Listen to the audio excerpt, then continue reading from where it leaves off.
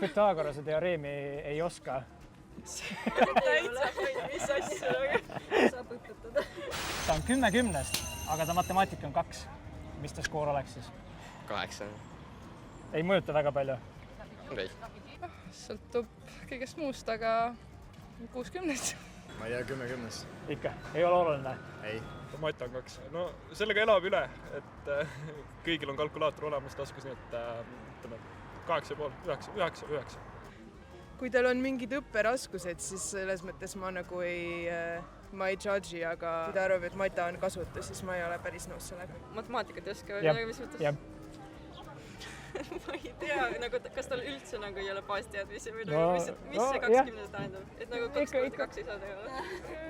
No seda vast saab. No siis on fine, nagu I guess. Oh my god, sa panime praegu sõlmana. -2 siis, 8.